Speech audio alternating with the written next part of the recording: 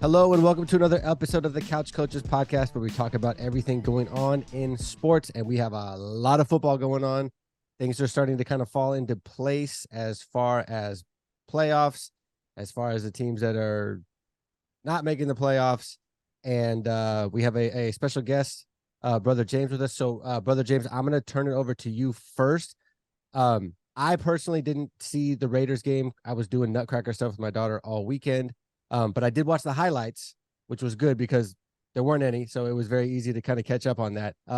Thoughts on your guys' donut on Sunday, and where do you guys go from here? Well, you would have to go to low blow. The donut. I mean, it was a defensive game, but it's ridiculous that a team can't kick a field goal. But where we go from there, I mean, the rookie quarterback, O'Donnell, he tried to prove himself and did too much, with the interception at the end. He just had to learn. He has to learn to allow the game to come to him instead of try to force it.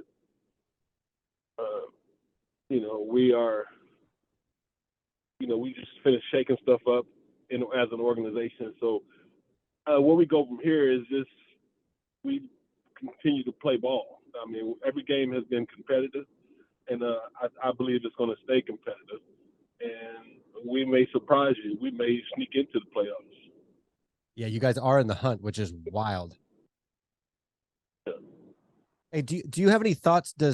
With you guys getting blanked, and granted, Minnesota's a good. I mean, they're a solid team across the board. So I mean, holding them to 3 points is great for your defense. Does scoring 0 points though? Do you think you guys did Pierce just kind of lose the potential for getting this head coaching job for next season? In your opinion? No, I don't think he lost anything in that aspect. I think he's brought the team to a place of their mentality has changed. He's changed he's changing the mentality of the team. I think that they would probably go and get an offensive coordinator, another one that's more offensive minded. But I think as far as him losing the job, I think he has it locked down.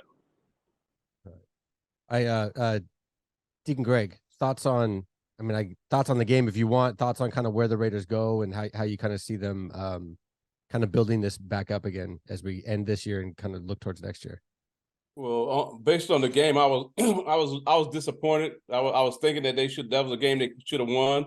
I mean, they came out of a bye week. I thought they would come out with getting some things happening on offense. That's what I thought they were going to work on, because the defense has been solid all year. But good. I think they're ranked number 4 or something like that. They're the good defense. But I'm thinking that the offense was going to kind of turn the page. I was hearing all week long how Devontae Adams was really talking up the quarterback, the rookie quarterback, and had a good feel for him and everything like that. And I'm kind of disappointed in the quarterback because, I just don't. I'm pulling for the kid. I'm still pulling for him. He's still. A lot of guys are calling for Garoppolo to get back in there. That's a lost cause. I wouldn't even want to see, him or Hoyer in there. So the kid got the job. He's auditioning for a spot next year, whether it's going to be a backup or whatever. But so I'm still pulling for him. But I think in this day and age, you got to have a mobile quarterback. And I don't know if this kid's going to be able to turn it around and try to at least you don't have to be a running quarterback, but you got to do something. You got to be able to move and make some plays happen. And then you were saying that they got blanked. Renfro, I heard he was in they were in the red zone. He fumbled the ball, so right there they were marching down early to score. So things happen, but I'm disappointed. I'm disappointed that they I thought they would come out with a little bit more fire on offense. I thought they would be able to score some points. And as far as I agree with Brother James, as far as Pierce losing the locker room or losing his I think he's still he's just like the quarterback. They're both still auditioning. He hasn't lost a team. They're competitive. They played 0-0 all the way down the stretch. So I agree with him also about the offensive coordinator. That coordinator, you got to be able to dial something up, and I think he can't change too much from what they were doing under McDaniel or whatever. So I think they're still running a lot of that same offense and everything. But I just think that he's not an experienced offensive coordinator, so I think they might go in a different direction on that end. But we're just going to play it out, see what happens for the rest of the year. I just think the team has not quit. That's one good thing that you could say about them. Do you think that either you or Brother James, you guys think Davante doesn't demand a trade in the offseason? I don't think he's going to demand a trade. Go ahead, James. Answer that one. Yeah, I don't think he's going anywhere. He's loyal to Pierce. Like he had said before, that he'll run through buildings for the man. I think he sees Pierce's vision and where he's going to take the team, and I do believe that he's going to actually re-sign with the Raiders once Pierce gets the job.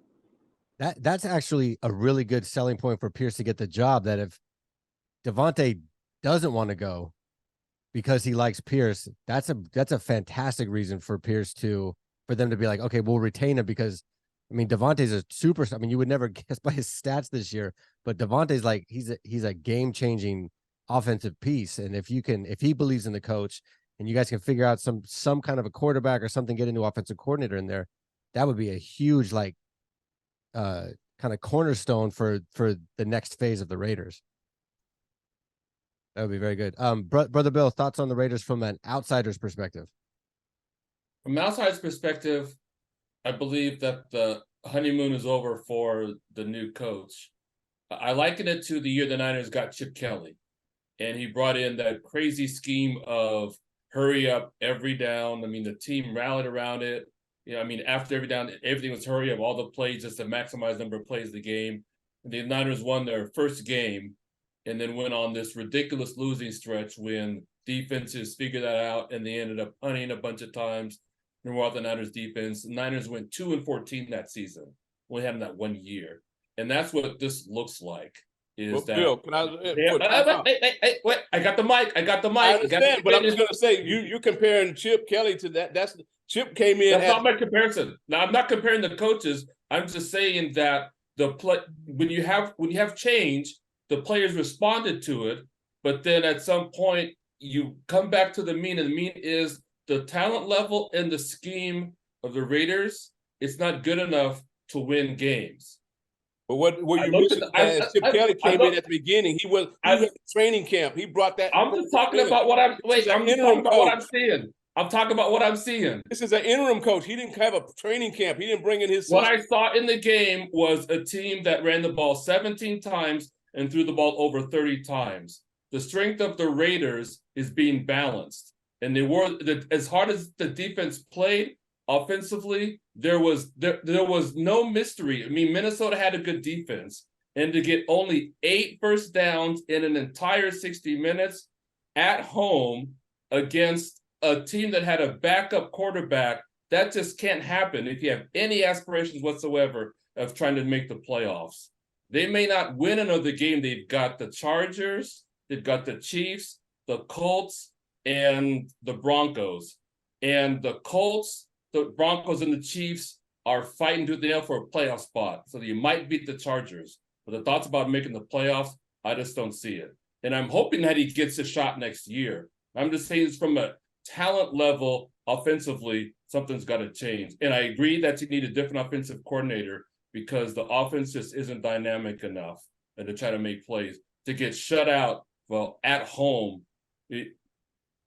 that's all I got. That's my opinion. That's what I saw. That's what I saw. Did you guys fire the GM also? Yeah. Okay. Yeah. Okay. Yeah. Yeah. So obviously huge changes for the Raiders this offseason. Whether they keep Pierce or not, having a new GM is going to be huge. And and one thing I do really like about the ex-player coaches is they played with other dudes that they know like their intellect level. They know how they and they I think they see something a little bit differently than when the coaches are picking ex players or other coaches to come in, and you may get a real a real fiery group of coaches that come in and really kind of just kind of flip everything over the whole dynamic of the Raiders for next season. So it I think Pierce might be. I mean, especially if Devontae wants to stay, that's a huge endorsement for him to stay on, because Devontae is that guy where he's extremely important. All right, moving on to, like, nobody was really surprised that the Niners beat Seattle. And I wasn't really surprised that Dallas beat the Eagles, but they whooped on the Eagles bad.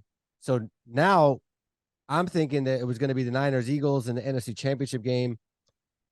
It's looking like if the Eagles don't figure out what's going on, it's going to be Niners Dallas in the NFC Championship game, which I enjoy. Brother Bill, thoughts on kind of the rest of the season? Dallas has a tougher schedule than the Eagles, so we could kind of be in this place all the rest of the way through the season. We have Baltimore on Christmas, which will be a very tough game for us. So that's the only one place where I really see a potential loss for us. Eagles have a super easy schedule. Dallas has a tougher schedule. Thoughts on the remainder of the season with the dynamics going on in the NFC? I believe all 4 games are going to be tough for 2 reasons. Number one, Arizona is going to be tough because they're a division rival, and they've had 2 weeks to prepare, and this is their Super Bowl. They aren't doing anything, off season, and they've got now the team with the best record in the NFC coming to their house, so they're going to be up for this game, and that concerns me, that the Niners look past Arizona thinking about the Ravens on Christmas. The other thing that concerns me is attrition.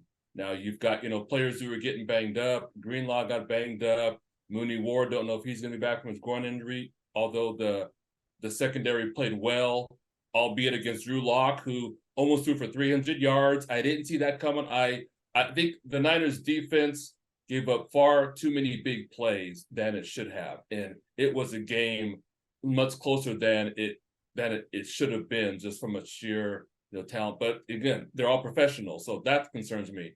The other thing that I think about is when they go on the road again to Washington, another team, nothing to lose. That's going to be their Super Bowl, and they finish out against the Rams, who on paper you could say the Niners are a better team, but the Rams almost beat the Ravens. And I'm hoping that game doesn't decide whether or not the Niners get the number 1 seed, because that's pressure again. It could very well. We're at home, but I expect these last 4 games to be dogfights with the Niners making enough plays to win them. But I expect it to be close all the way through. Brother James, thoughts on kind of the top tier teams in the NFC for the remainder of the season, and then if besides the Niners, Cowboys, Eagles, do you see any other teams that you think could potentially make a run? Not really. I think those 3 teams really get they have that division wrapped up. Detroit, maybe. Well, yeah, Detroit, like pre-Thanksgiving, I don't know what's happened to them the last few weeks. I don't know if it's they have offensive line issues or what, but man, that is a very different team than was before Green Bay beat them on Thanksgiving. Yeah. The Bears beat them up. That shouldn't have happened. No. If you're a serious team, you have to. They say you have to beat the teams you're supposed to beat. No way. This let the Bears. I give the Bears credit, but Lions, if they're not careful, they may win the division, but they could very well be one and done if they're not careful. Yeah, Brother James. So those are your top 4.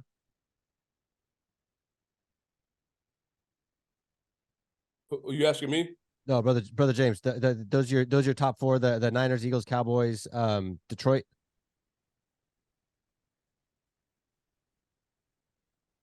I think we lost him. I don't see his. All right, Deacon Greg, thoughts on the NFC, the top 3, top 4 teams? Go ahead, James. Yeah, that was my top 4. Okay. Yep. Do you see the Niners as the number 1 team, or do you see is it Cowboys or Eagles or? With the Niners firepower, you know, you got Chris McCaffrey, Debo, whatever, I forgot the guy's name, Cooler, whatever the African dude. I see them going in as number one. Okay. I think it's gonna be hard to push them out of that spot. Okay. Deacon Greg, thoughts on the top NFC teams and kind of going into the playoffs? Just say the Niners are the number one. Well, first of all, I'd appreciate if Bill don't just panic. I know he was at the game. He was actually at the game on Sunday, and he's panicking the whole time. He's texting away. Oh, I can't believe it. What's going on? I had to calm him down. Bill. I don't talk like that. Bill, calm down, dude. What's going on? Really? It's early, bro. Just relax. Get a soda or something, some popcorn or something. I already had the soda. Well, do something. I'm like, really? Come on, calm down. But that's how Niner fans are. That's what they do. They just go overboard on all aspects. Either they're way over here or they're way over there. But anyway, yeah, I would get back to the conference. Right now, the Niners are the number one seed. But guess what? Like you said, Philadelphia's schedule it plays a big part in them getting the number one seed and keeping the number one seed. And I think the playoff is going to go through Philadelphia. You're going to have to play on the road in Philadelphia. They had a brutal schedule. You know, everybody's want to beat up on Philadelphia right now about they dropped some big games, but look who they were facing, and in the time frame they faced those teams. They got some issues going on. I'm not giving them a pass on that, but they have a time right now to regroup with the schedule, their upcoming schedule, and they still holding the number one spot. You guys are going to have to be in a dogfight. So I'm not crowning the Niners nothing like Joe with his parade chair and all that stuff. I'm not giving all that right now. So, and then we got Bill that just panics at every corner of everything. So everybody just need to pump their brakes and let this game play. I like the way you said it though, Bill. The schedule, you guys going to have a dogfight down the stretch. Everybody's going to have a dogfight. But right now, don't count Philadelphia out. Don't even count Dallas out. That is the conference in the AFC. I don't see anybody out of the AFC coming over there. So, yeah. I'm not crowning the Niners. When you say, hold up, bro. Hold up. Okay, Brother James, what you're saying? Okay. Brother James, go ahead. That was well spoken. I concur 100% with Deacon Greg in that statement.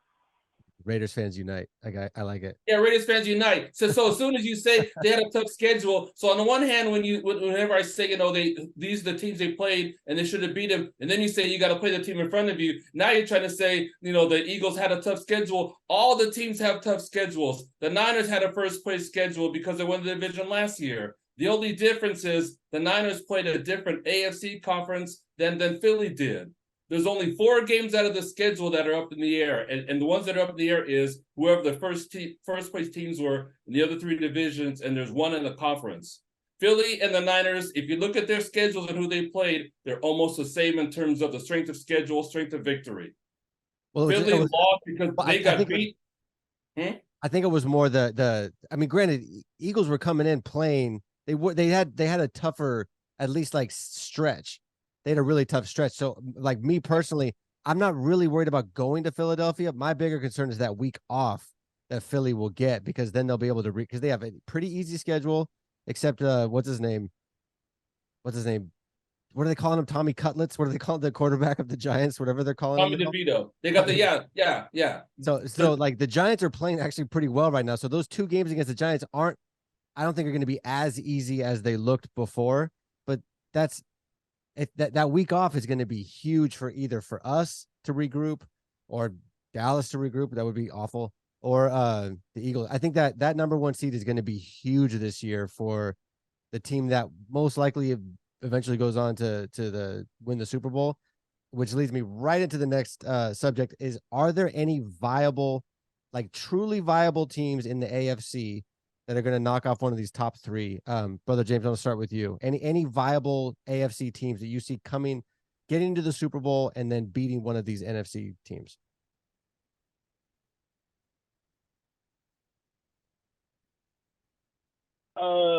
That is a great question. I do believe that the Niners will make it, but I think so. Now you want to know? You saying? Let me repeat that. Can you repeat that part? Because I was So do you transferring out something there. Do you see a viable challenger? I mean, whether it's the Niners, Cowboys, or Eagles, do you see a viable challenger coming out of the AFC that could beat them?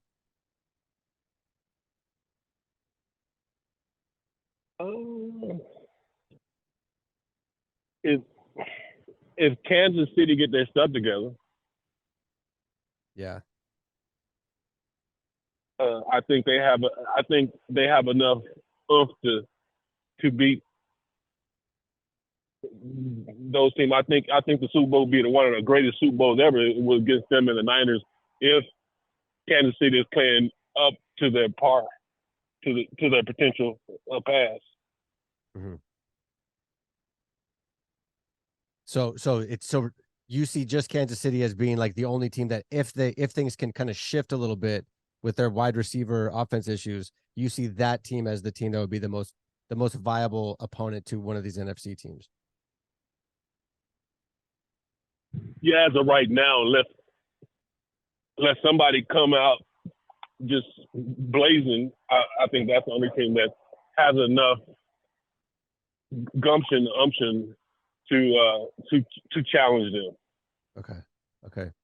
Brother Bill, any team that you'd be concerned about? Let's assuming the Niners are going to make the Super Bowl. Any team that you'd be concerned about in the AFC, beating them in the Super Bowl? Yes, the Baltimore Ravens. Look at their stats. Points against, they are right behind the Niners. They've got a solid defense. Like I said a couple of weeks ago, I thought when their number one running back went down, that was going to be trouble for them. And they just like Philadelphia, they found ways to win. That punt return in overtime to beat the Rams, that game could have gone either way. Rams very well could have won that game. They'll get a peek at the Ravens in 2 weeks, although that's regular season. But I think the Ravens are one team, and I think the other team, I still say until, they say about a champion, they're still champion until you beat them. And granted, this is a new season. Kansas City is different than they were last year. Receivers, they've been dropping balls all over the place, but they still got this guy, a quarterback called Patrick Mahomes, and a defense. And so I still, whoever comes out of the NFC, I don't think it's going to be a foregone conclusion that they would be the Super Bowl winner. If it's one of those two teams, either Ravens or Kansas City, I agree with Brother James that it's going to be, I expect it to be a good Super Bowl. Deacon Greg. Yeah, I think it'll be the Ravens. I'm looking at the Ravens. They got a balanced attack. They can pass the ball and they can run the ball, and they got a defense. Kansas City, they got too many issues going on. They're crying. They had Patrick Mahomes throwing his helmet, crying, trying to talk, to the referees. Then today he's apologized. Oh, I'm sorry, and all this stuff. You don't supposed to call it offside. The guy way offside, looking right down the line at the ball, but the referees don't supposed to call that. And the thing about that play is, I thought that was a trick play. They didn't even dial that play up. Kelsey threw the ball over there. The guy was pouting at first because he was open and he didn't get the ball. He's pouting. All of a sudden, here come the ball throwing backwards to him, and he runs for a touchdown. I'm like, wow, that was a great play. They didn't even call that. That was just something improvised over there. But no, Kansas City has a lot of issues going on. I don't think they can correct it. I think the most solid team in the AFC is the Baltimore Ravens. Miami was there for a while, but when Tyreek goes out, he got a lot of nagging injuries, so you don't really know if he's going to be 100%. They're a whole different offense without Tyree in the game. So I'm not giving Miami any credit, like you said about that game. Tennessee should have beat them by way more points than that. They tried to give the game to them and couldn't even give it to them. So yeah, I'm not sold on Miami at all. So I'll say the Ravens will be the team to come out of the AFC. Okay. Yeah. So once again, Baltimore did fly under my radar. Yeah, I forgot they are. Yeah, so that'd be number 2 team for me. I'm sorry. Okay. Can't watch the Raiders every Sunday, bro. Sometimes you got to see what other teams are doing. Even if your team is losing, you got to kind of see what's going on across the league. That's what You are Deacon right. Hill does. That's what Deacon Hill does. No, that's Well, what see, Hill I does. mean, see, that is true, and I do see what's going on across the league. It's just I had just forgot about the Ravens because they got a lot of spunk, and their defense is still a great defense. So that yeah. And they're the number 1 seed right now. And Baltimore is not going to be an easy place to go and play any time of the year, but especially in January when the weather sucks and it's freezing cold, and that's gonna be a very tough team. So I feel like it's Baltimore. Granted, you get to these games, I think that Kansas City's biggest strength is the fact that they've been there for like 4 years in a row. So they know how to be in a big game. I don't know. Baltimore doesn't know how to be in a big game yet. The coach does, the quarterback does not. And I think that's a big deal. One team that's on my radar is and it sounds insane, the Browns, because they have that big fat defense, and Joe Flacco's out there looking like Joe Flacco did in like 2011 or 2010 whenever they beat us in the playoffs.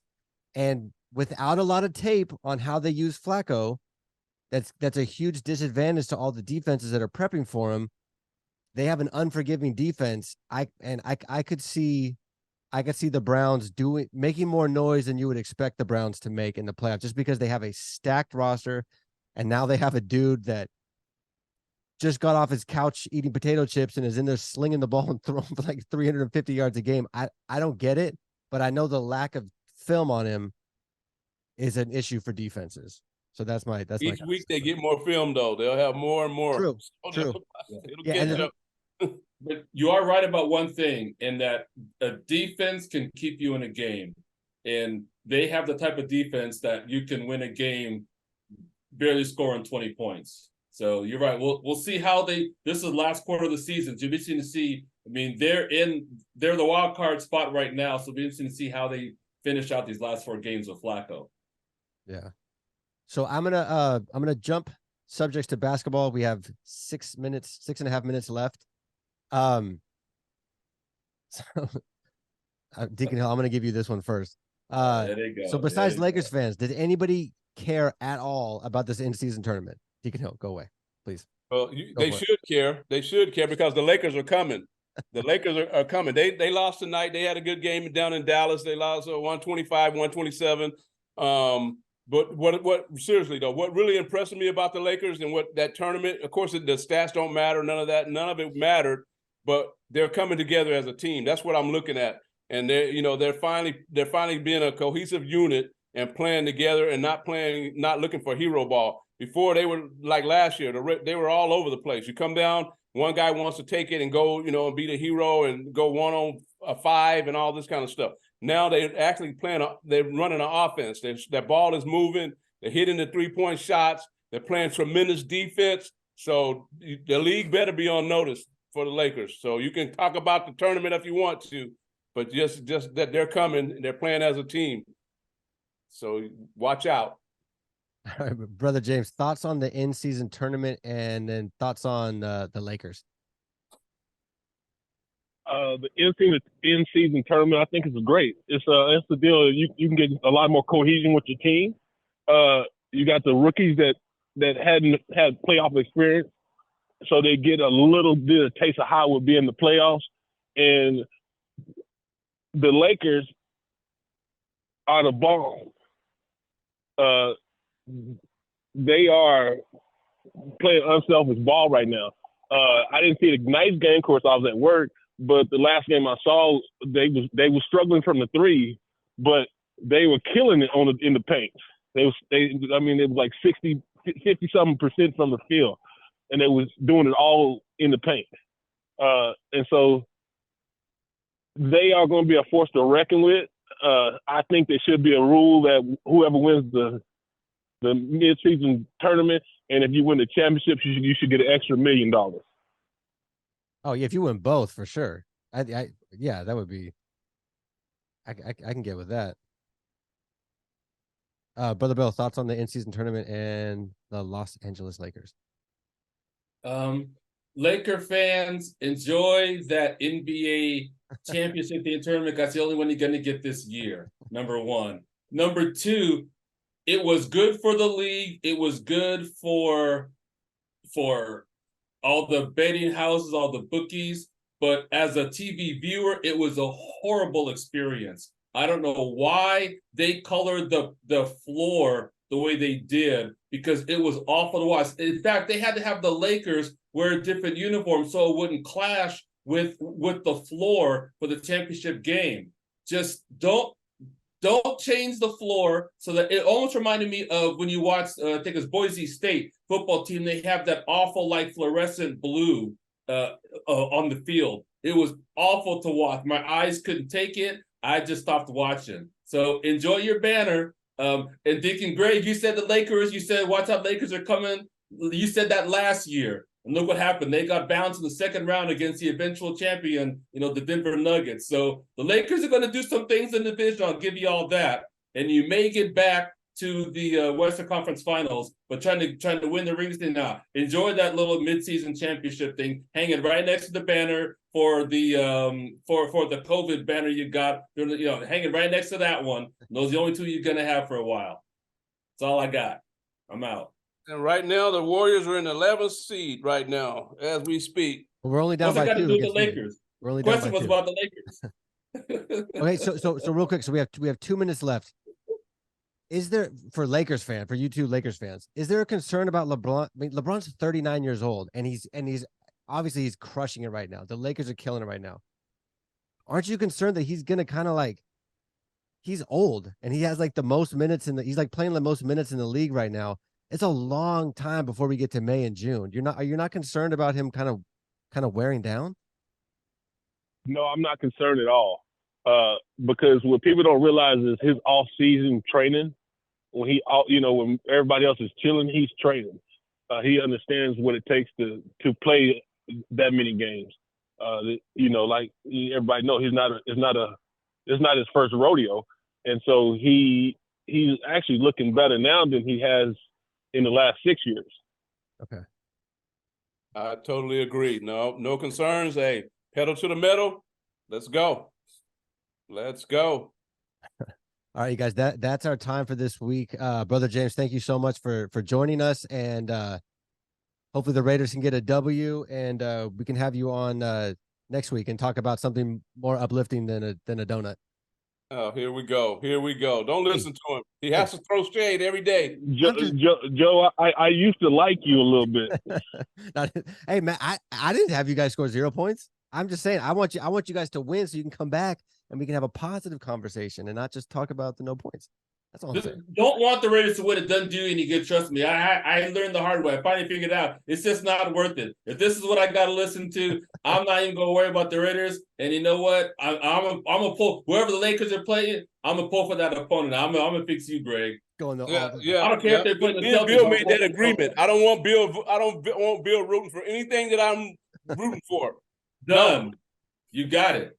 Consider it done. All right, you guys have a good. Bill. Don't root because you be putting the hex on stuff. and I used to like you too. I still like you, no matter what people say about Raider fans. I still like y'all, brothers. You all right? All right, guys, have a good week, and we'll see you next Tuesday. Go Raiders! All right, go Niners! Another W. It's gonna be tough, but we'll get it done. See ya. I'm out.